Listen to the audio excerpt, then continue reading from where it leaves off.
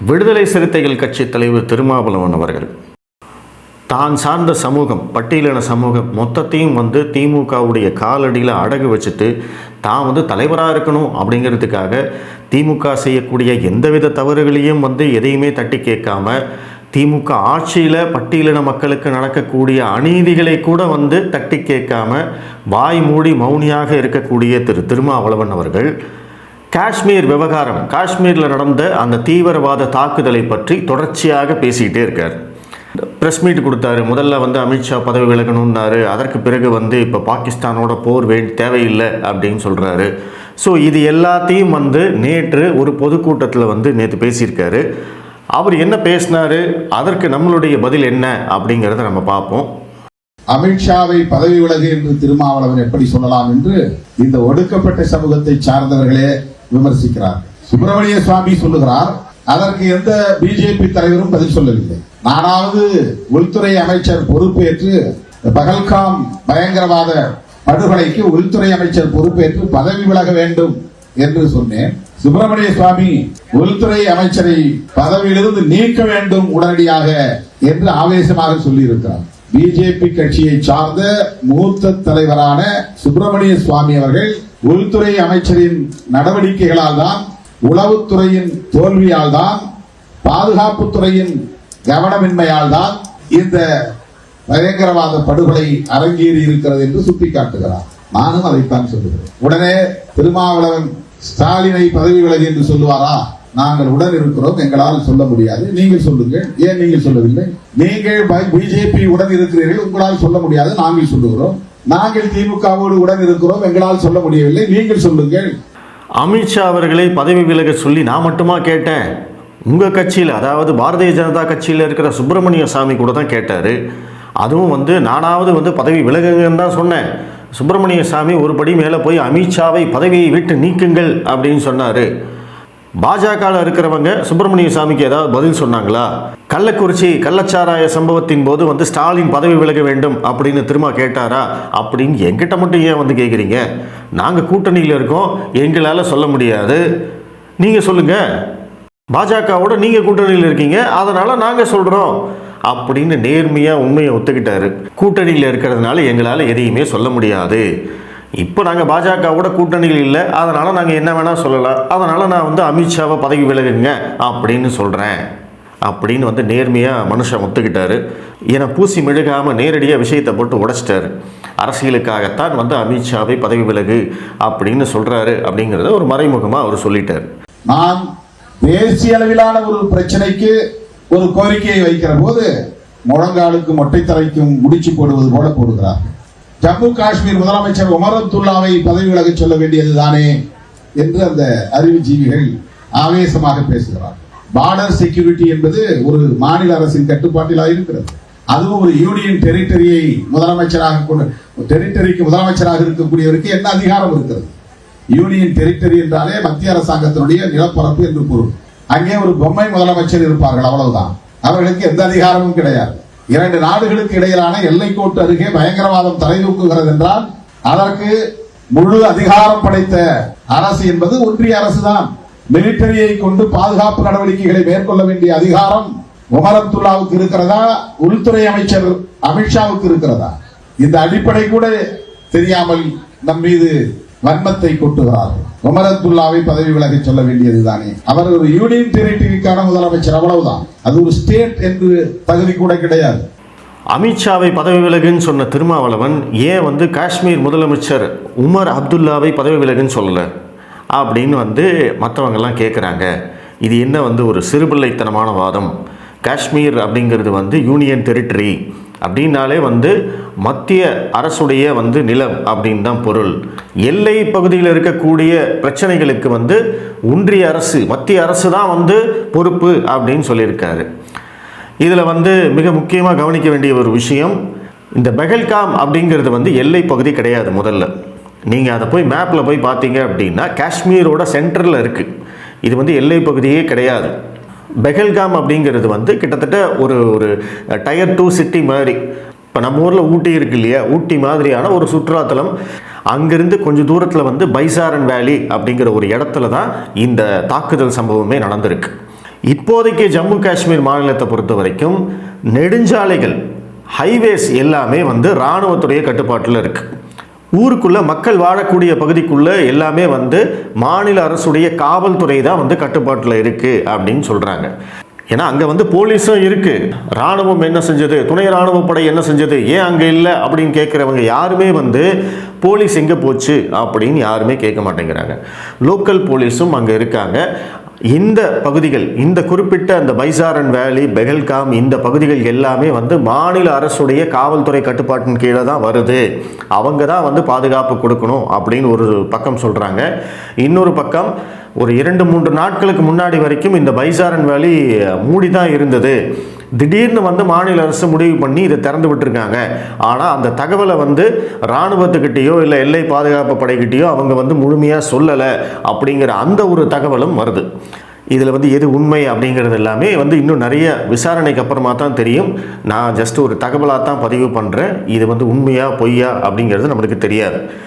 இந்த தகவல்களை எல்லாம் ஒதுக்கி வச்சுட்டு திருமாவளவன் சொல்கிற லாஜிக்கே எடுத்துக்கிட்டாலுமே மாநில அரசாங்கத்துக்கிட்ட வந்து எந்த விதமான அதிகாரமும் இல்லை, மத்திய அரசுக்கிட்ட தான் எல்லா அதிகாரமும் இருக்குது.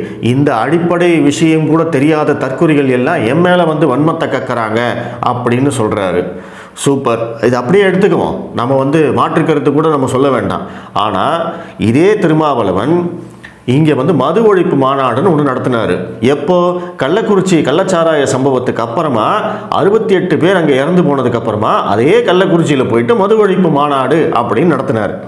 அந்த மாநாடு ஆரம்பித்த போது அது வந்து அனைத்து கட்சிகளுக்கும் அழைப்பு விடுக்கப்பட்டது. அதற்கு பிறகு கழுத்தை தேர்ந்து கட்டருமான கதையாக கடைசியில் வந்து முதல்வர் ஸ்டாலின் தலைமையிலேயே வந்து அந்த மது ஒழிப்பு மாநாடை நடத்தினாங்க. அதாவது தமிழ்நாட்டில் வந்து டாஸ்மாக் அப்படின்னு ஒன்று இருக்குது, அதன் மூலமாக மதுபானம் விற்பனை செய்யப்படுகிறது அப்படிங்கிறதுலாம் திருமாவுக்கு தெரியாது போல இருக்குது பாவம். அப்போது தமிழ்நாட்டில் விற்கப்படுற மதுபானத்துக்கும் டாஸ்மாக்குக்கும் தமிழக முதலமைச்சருக்கும் சம்பந்தம் இல்லை அப்படின்னு அவர் நினச்சிட்டாரா அப்படிங்கிறது நம்மளுக்கு தெரியல. ஸோ மது ஒழிப்பு மாநாட்டை தமிழக முதல்வர் ஸ்டாலின் அவர்கள் தலைமையில் நடத்துனீங்க. சரி, ஓகே, உங்களுடைய அரசியலுக்காக நீங்கள் பண்ணுறீங்க. அந்த மாநாட்டில் ஒரு தீர்மானம் நிறைவேற்றினீங்களே, அது என்ன? ஒன்றிய அரசு நாடு முழுவதும் மதுவை ஒழிப்பதற்காக ஒரு கொள்கையை வகுக்க வேண்டும் அப்படின்னு ஒரு தீர்மானம் நிறைவேற்றினீங்களே. மதுபானம், இந்த ஆயத்தீர்வை, இது எல்லாமே வந்து மாநில அரசுடைய அதிகாரங்கள் இருக்கிறது. இந்திய அரசியலமைப்பு சட்டத்துடைய அதிகாரங்கள் பட்டியலில் மாநில பட்டியல், மத்திய பட்டியல், பொதுப்பட்டியல் அப்படின்னு இருக்கு. அப்படி மாநில பட்டியலில் இருக்கக்கூடிய மாநில அரசின் அதிகாரத்தின் கீழ் இருக்கக்கூடிய இந்த மதுபான விற்பனை, ஆயத்தீர்வை விற்பனை, இதுக்கெல்லாம் வந்து மாநில அரசு தான் சட்டம் இயற்ற முடியும். மத்திய அரசு இதில் தலையிட முடியாது. இத்தனை வருஷமா நீங்க எம்பியா இருக்கீங்க, இத்தனை வருஷமா அரசியலில் இருக்கீங்க, இந்த சின்ன விஷயம் கூட உங்களுக்கு தெரியாம மக்களை ஏமாத்துறதுக்காக இப்படி ஒரு தீர்மானம் நிறைவேற்றினீங்களே. அப்போ உங்களை என்ன சொல்றது? இங்கே மட்டுமா தீர்மானம் நிறைவேற்றினாரு? நாடாளுமன்றத்தில் போயிட்டு இதே மாதிரி வந்து ஒன்றிய அரசு இங்கே வந்து நாடு முழுவதும் மதுபான தடையை கொண்டு வர வேண்டும், அதற்கு கொள்கையை வகுக்க வேண்டும்னு பேசுனீங்களே. அதற்கு நிர்மலா சீதாராமன் அவர்கள், நிதியமைச்சர், அவங்க எந்திரிச்சு பதிலடி கொடுத்தாங்களே. உங்கள் முதல்வர்கிட்ட போய் சொல்லுங்க, எங்ககிட்ட எதுக்குங்க இதெல்லாம் சொல்லிட்டு இருக்கீங்க, எங்கள் அதிகாரமே கிடையாது அப்படின்னு அவங்க வந்து மூக்கடிச்சாங்களே. மறந்து போச்சு அதெல்லாம்? உங்களுக்கு இந்த சின்ன விஷயம் தெரியலையா? அதற்கான 370 உறுப்பு எண் தந்த அதிகாரத்தையும் பறித்து விட்டார்கள். அதனால் இப்போது சுதந்திரம் அங்கே மலர்ந்து விட்டது, ஜனநாயகம் தழைத்து விட்டது, யாரும் அங்கே பயணம் செல்லலாம், சுற்றுலா செல்லலாம் என்றெல்லாம் கதவுகளை திறந்து விட்டது யார்? உள்துறை அமைச்சர் அமித்ஷா தானே. அப்புறம் எப்படி பயங்கரவாதம் மீண்டும் தலை தூக்குகிறது? அரசமைப்பு சட்டத்திலே இருந்த உறுப்பு எண் 370 இருந்ததால் தான் பயங்கரவாதம் தலைவிரித்தாடியது என்று சொன்ன நீங்கள் அதை நீக்கிவிட்டீர்கள், எடுத்து விட்டீர்கள். சுதந்திரம் வந்துவிட்டதாக சொன்னீர்கள், ஜனநாயகம் தழைப்பதாக சொன்னீர்கள். இப்போது பயங்கரவாதம் மீண்டும் தலை தூக்கி இருக்கிறது. யார் பொறுப்பு? உமர் அப்துல்லாவா பொறுப்பு? தமிழ்நாடு முதலமைச்சர் மு.க. ஸ்டாலின் அவர்களா பொறுப்பு? ஐயா, 370வது பிரிவு நீக்கினதுக்கு அப்புறமா கிட்டத்தட்ட 6 வருஷமா வந்து அதற்கு பிறகு எவ்வளவு நிலைமை இம்ப்ரூவ் ஆயிருக்கு, எவ்வளவு வளர்ச்சி அடைந்திருக்கு அப்படிங்கிறத பற்றியெல்லாம் இவங்க என்னைக்காவது பேசியிருக்காங்களா? அங்கே இருக்கக்கூடிய மக்களுடைய பொருளாதார வளர்ச்சியை பற்றி இவங்க என்னைக்காவது யோசிச்சு பார்த்துருக்காங்களா? போன வருஷம் மட்டும் கிட்டத்தட்ட 2.25 கோடி சுற்றுலா பயணிகள் வந்து காஷ்மீருக்கு போயிருக்காங்க. இது வந்து 370வது பிரிவு இருந்த போது இப்படி நடந்திருக்கா? யாராவது இங்கிருந்து வந்து சுற்றுலா போயிருக்காங்களா? இன்னைக்கு நடந்தது ஒரு கோழைத்தனமான சம்பவம். பயங்கரவாதம் எப்பவுமே இருக்கு. இன்னைக்கு அதை தடுத்து நிறுத்தி இருக்கிறது பாஜக அரசு. இன்னைக்கு காஷ்மீரில் நடக்கிறத பற்றி மட்டும் நம்ம பேசுகிறோம். காஷ்மீரை தாண்டி இந்தியாவுக்குள்ள பயங்கரவாதிகளால் வர முடியுதா? காங்கிரஸ் ஆட்சி காலத்தில் என்ன நடந்தது? நாடு முழுவதும் எத்தனை நகரங்களில் வந்து குண்டு வெடிச்சிருக்கு. மும்பையில், கொல்கத்தாவில், பெங்களூரில். இதெல்லாம் வந்து திருமாவளவனுக்கு கண்ணுக்கு தெரியாதா? அப்போ இங்கெல்லாம் வந்து பயங்கரவாதம் இருந்தபோது நம்ம இந்தியாவில் என்ன 370 சட்டப்பிரிவு இருந்ததா? இந்த தாக்குதலுக்கு உளவுத்துறையின் தோல்வி அப்படிங்கிறது காரணம். நான் அதை மறுக்கவே இல்லை. ஆனால் அந்த ஒரு தோல்வியை மட்டும்தான் பேசுவேன். காஷ்மீரில் இதுக்கு முன்னாடி நடந்ததை பற்றியெல்லாம் பேச மாட்டேன். இந்த ஒரு தாக்குதல் நடந்ததுக்காக வந்து 370வது சட்டப்பிரிவை நீக்கியது தான் இந்த தாக்குதலுக்கு காரணம் அப்படின்னு நீங்கள் சொல்கிறீங்க பார்த்தீங்களா? அதற்கு பெயர் தான் அரசியல். அதை வந்து நான் ஏற்றுக்க மாட்டேன். ஏன்னா அந்த சட்டப்பிரிவை நீக்கி 6 வருஷம் ஆச்சு. இப்பவும் வந்து இராணுவ வீரர்களுக்கும் பயங்கரவாதிகளுக்கும் அங்கே சண்டை நடந்துக்கிட்டு தான் இருக்குது. இராணுவ வீரர்கள் நிறைய பேர் பயங்கரவாதிகளை சுட்டு கொண்டுகிட்டு தான் இருக்காங்க. அவங்களுடைய அந்த ஊடுருவலை தடுத்து நிறுத்தி கொண்டு தான் இருக்கிறார்கள். ஆனால் இந்த தாக்குதல் விஷயம் அப்படி கிடையாது. காஷ்மீருடைய வளர்ச்சியை முடக்க வேண்டும். காஷ்மீர்னாவே சுற்றுலா பயணிகள் யாரும் வரவே கூடாது. எது வந்து மோடி அரசாங்கத்துடைய சாதனையாக இருந்ததோ, எது வந்து பாஜகவுடைய சாதனையாக இருந்ததோ, அந்த சாதனைக்கு வந்து வேட்டு வைக்கிற மாதிரி திட்டமிட்டு நடத்தப்பட்ட ஒரு தாக்குதல் அது. காஷ்மீருடைய வளர்ச்சி, அங்கே வந்து ஏகப்பட்ட இன்வெஸ்ட்மெண்ட் பண்ணியிருக்காங்க. பெரிய பெரிய நிறுவனங்கள் வந்து அங்கே முதலீடு பண்ணியிருக்கு. சினிமா ஷூட்டிங் எடுக்கிறாங்க. மக்கள் வந்து சுற்றுலா பயணிகளாக நிறைய பேர் வராங்க. இதையெல்லாம் பற்றி என்னைக்காவது நீங்கள் பேசியிருக்கீங்களா? இதனால் யாருக்கு லாபம்? சிறுபான்மையினர்கள் நலன்தான் எங்களுக்கு முக்கியம்னு சொல்றீங்களே, அந்த சிறுபான்மையினர்கள் தான் அங்க இருக்கக்கூடிய காஷ்மீர் முஸ்லீம்களுக்கு தான் லாபம். அந்த அறிவு கூடவா உங்களுக்கு இல்லை? 370வது சட்டப்பிரிவுக்கு முன்னாடி இப்படி அவங்க சந்தோஷமா இருந்தாங்களா? வளர்ச்சி இருந்ததா? இவரெல்லாம் வந்து ஒரு அரசியல் தலைவர்னு சொல்லி எவ்வளவு கேவலமான நிலைமைக்கு போயிட்டாரு அப்படிங்கிறது தான் நம்மளுக்கு இதுல இருந்து தெரியுது. இன்னைக்கு காஷ்மீரில் நடக்கிறத பற்றி ஒரு பொதுக்கூட்டத்தில் பேசுகிறாரு. தமிழ்நாட்டில் எத்தனையோ சம்பவங்கள் நடந்தது. இதை பற்றியெல்லாம் என்னைக்காவது ஒரு பொதுக்கூட்டத்தில் பேசியிருக்காரா? இல்லை வந்து ப்ரெஸ் மீட்டில் தான் பேசியிருக்காரா? இங்கே தமிழ்நாட்டில் நடக்கக்கூடியதை பற்றி பேசக்கூட உங்களுக்கு சுதந்திரம் இல்லை. ஆனால் இவர் வந்து காஷ்மீரை பற்றி பேசுவாராமா? இந்த தாக்குதல் நடந்து 1 மணி நேரம் கூட ஆகவில்லை. யாருமே அங்கு போய் புலனாய்வு செய்யவில்லை. எந்த புலனாய்வு அறிக்கையும் வெளியே வரவில்லை. அதற்குள்ளாக சட்டையை கழற்றி, பேண்டை கழற்றி, இவன் முஸ்லீமா இல்லையா என்று சோதித்து பார்த்து இந்து என்று தெரிந்த பிறகு சுட்டு தள்ளி இருக்கிறார்கள் என்ற வதந்தியை யார் பரப்பியது? அப்படி நடந்தது என்பதற்கு என்ன ஆதாரம் இருக்கிறது? எடுத்த எடுப்பிலேயே அதை மத பிரச்சனையாக மாற்றியது யார்? இது முழுக்க முழுக்க அரசியல் பிரச்சனையா இல்லையா? இந்திய ஒன்றிய அரசு எடுத்திருக்கிற நிலைப்பாடும் கையாளுகிற உத்தியும் தானே இதற்கெல்லாம் காரணம். இதையே மறைக்க வேண்டும். இது மதம் சார்ந்த பிரச்சனை என்பதை போலயே திசை திருப்ப வேண்டும். அப்படி என்றால் அங்கே காயப்பட்டவர்களை எல்லாம் காப்பாற்றிய இஸ்லாமியர்கள் யார்? அந்த துப்பாக்கி ஏந்தியர்களை எதிர்த்து போராடி உயிர் நீத்த சையத் ஹுசேன் யார்? அவன் ஒரு முஸ்லிம் தானே. அவனை கொன்றது யார்? இந்த கேள்விகளை எல்லாம் நாம் எழுப்பாமல் எப்படி இல்லை இல்லை நாம் இந்தியர்களாக இருப்போம், இந்த நேரத்தில் அமித்ஷாவை விமர்சிக்க கூடாது, மோடியை விமர்சிக்க கூடாது என்று எப்படி நாம் கடந்து போக முடியும்? இந்த பாட்டு தான் வந்து ரொம்ப ரொம்ப முக்கியமானது. எப்படி வந்து இந்த திமுக ஈகோ சிஸ்டம், இடதுசாரி ஈகோ சிஸ்டம், காங்கிரஸ், இடதுசாரிகள், திராவிடம், இவங்க எல்லாரும் சேர்ந்து ஒரு முழு பூசணிக்காயை சோத்துல மறைக்கிற வேலையை பார்த்துக்கிட்டே இருக்காங்க இல்லையா? அதற்கு வந்து திரும்பவும் துணை போயிருக்கார். எப்படி வந்து எவ்வளோ ஓப்பனாக பேச முடியுது? கண்ணுக்கு முன்னாடி நம்ம நடந்த விஷயங்கள், இந்த தீவிரவாத தாக்குதல் சம்பந்தமாக வெளியான முதல் வீடியோவில் நம்ம எல்லாரும் பார்த்து மனசு நொந்த ஒரு ஃபோட்டோ. கல்யாணமாகி தேனிலவுக்காக காஷ்மீருக்கு போன ஒரு பெண்ணுடைய கணவரை அவங்க முன்னாடியே சுட்டு கொண்டிருக்காங்க. அந்த கணவருடைய உடல் பக்கத்தில் அந்த பெண் உட்கார்ந்துட்டு இருக்கிற அந்த ஃபோட்டோவை பார்த்து நம்ம இந்தியர்கள் அத்தனை பேருமே வந்து கண்ணீர் விட்டாங்க. அந்த பெண்ணுடைய வீடியோ தான் முதல்ல வந்து வெளியில் வந்தது. அந்த வீடியோலேயே அந்த பெண் என்ன சொல்லியிருப்பாங்க? என் கணவரை சுட்டு கொண்டுட்டாங்க, இந்துவா அப்படின்னு கேட்டு சுட்டு கொண்டுட்டாங்க அப்படின்னு அழுதுகிட்டே அவங்க பேசுகிற வீடியோ தான் முதல்ல வந்தது. அது இவருக்கு ஆதாரமாக தெரியலையா? அதற்கு பிறகுதானே எல்லாரும் சொல்ல ஆரம்பிச்சாங்க. ஆனால் இவர் என்ன சொல்றாரு? அதற்கு என்ன ஆதாரம் இருக்கு? யார் சொன்னது? யார் வந்து அரசியலாக்குனது? அரசியலாக்குறது தான் பாஜகவோட வேலையா? எவ்வளவு கேவலமான மனிதர்களாக இவங்க இருக்காங்கன்னு பாருங்க. கொஞ்சமாவது மனசாட்சி இருந்ததுன்னா இப்படியெல்லாம் பேச தோணுமா? ஏன் இப்போ இவ்வளவு பேசுறாரு? ஏன்னா தமிழ்நாட்டில் வந்து இந்துக்கள் அப்படிங்கிறதுக்கு ஓட்டு இல்லை. ஏன்னா இங்கே தான் வந்து சாதியாக பிரித்து வச்சிருக்காங்களே. நீ வந்து தலித்து, நீ வந்து கவுண்டரு, தேவரு, வன்னியரு, நாடாரு, இப்படி பிரித்து வச்சிருக்கிற வேலையை தான் இங்கே இருக்கக்கூடிய திராவிடங்கள் செஞ்சுருக்காங்க. இந்துக்களாக ஒன்றுபட வேண்டும், இந்தியர்களாக ஒன்றுபட வேண்டும் அப்படின்னு சொல்கிற பாஜக இங்கே வந்து மதவாத கட்சி. காஷ்மீர் தீவிரவாத தாக்குதல் திட்டமிட்டு நடத்தப்பட்ட தாக்குதல். இன்னும் சொல்லப்போனால் இஸ்ரேலில் வந்து ஹமாஸ் தீவிரவாதிகள் இஸ்ரேலுக்குள்ளே புகுந்து அங்கே இருக்கக்கூடிய குழந்தைகள், பெண்கள், ஆண்கள் எல்லாத்தையும் சுட்டு கொன்று பணைய கைதிகளாக 150 பேரை வந்து பிடிச்சிட்டு போனாங்களே, அந்த தாக்குதலுக்கு இணையான ஒரு தாக்குதல் திட்டமிட்டு பண்ணியிருக்காங்க. எதற்காக பண்ணியிருக்காங்க? காஷ்மீரில் வந்து சுற்றுலா பயணிகளே வரக்கூடாது, இது வந்து விடுமுறை காலம், இந்த நேரத்தில் நம்ம தாக்குதணும் அப்படின்னா அங்கே இனிமே இந்த சுற்றுலா பயணிகள் யாரும் வரமாட்டாங்க, அப்போ காஷ்மீரோட வளர்ச்சி பாதிக்கப்படும், மறுபடியும் காஷ்மீரை வந்து டெரரிசம் பகுதியாக வந்து நமக்கு மாற்றிடலாம் அப்படிங்கிறதுக்காக திட்டமிட்டு பண்ணியிருக்காங்க. அந்த திட்டம் மட்டும் கிடையாது. இப்போ இவங்க கண்மூடித்தனமாக தாக்குதல் நடத்துறதுக்கு எவ்வளோ நேரம் ஆயிருக்கும்? அவங்க கையில் தான் துப்பாக்கி இருக்குது, சுற்றியும் எத்தனையோ பேர் இருக்காங்க. இவங்களுடைய நோக்கம் என்ன? காஷ்மீரில் சுற்றுலா பயணிகள் வரக்கூடாது அப்படின்னு.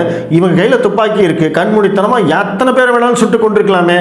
எதற்காக வந்து இந்துக்களை வந்து தேர்ந்தெடுத்து சுட்டு கொன்றார்கள்?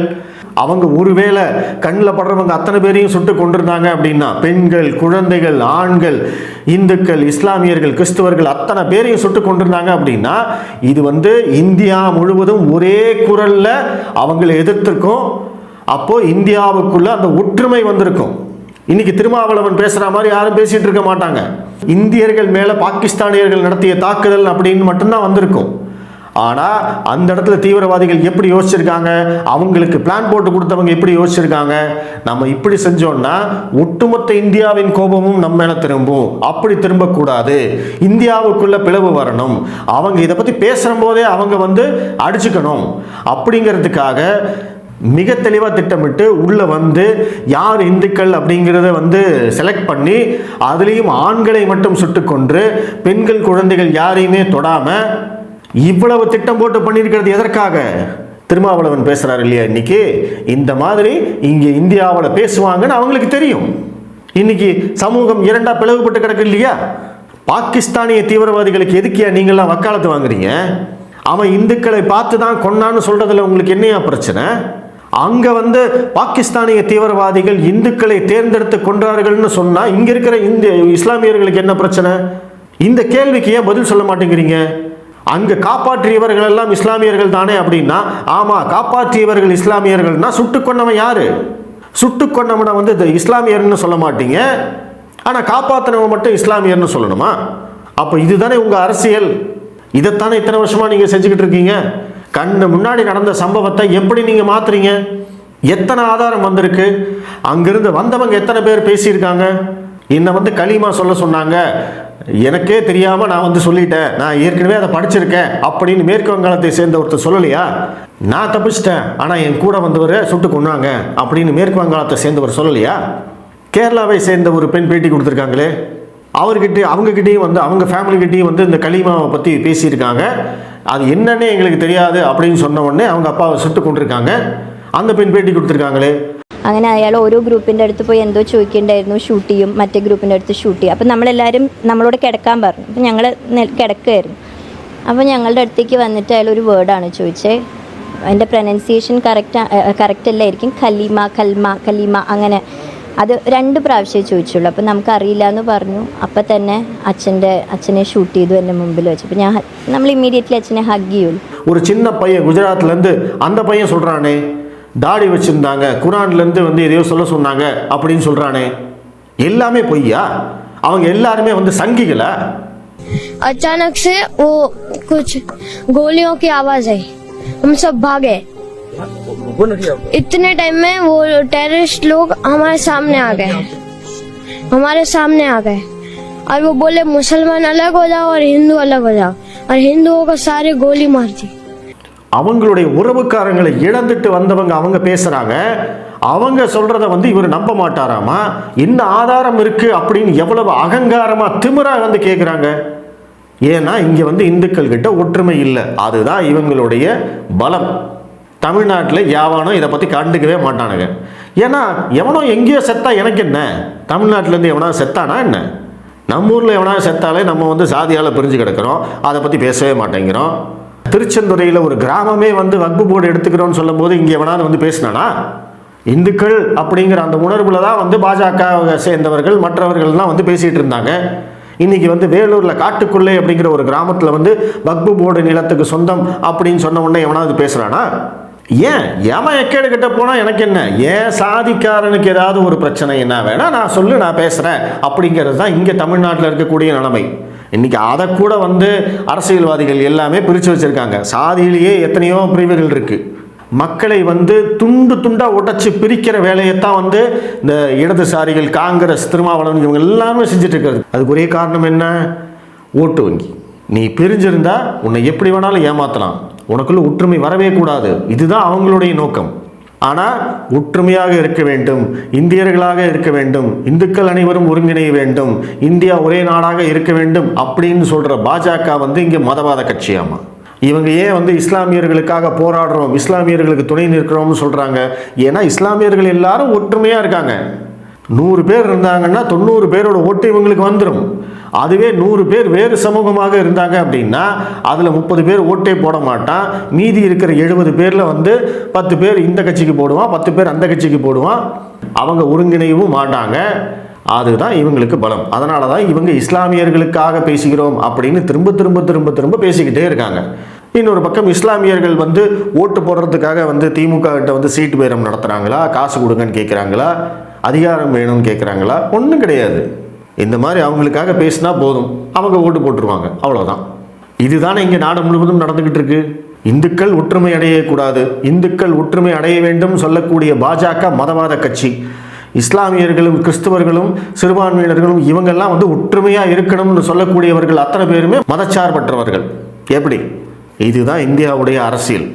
அதனால் இந்த அரசியல் எல்லாமே மக்களுக்கு கொஞ்சம் கொஞ்சமாக புரிய ஆரம்பிச்சிருக்கு. 2-3 வருஷத்துக்கு முன்னாடி இந்த அரசியல் எனக்கு புரியாது. இன்றைக்கி நான் பேசுகிறேன். நான் பேசுகிறத கேட்குறதன் மூலமாக இன்றைக்கி எத்தனையோ பேருக்கு வந்து இந்த அரசியல் புரியும்.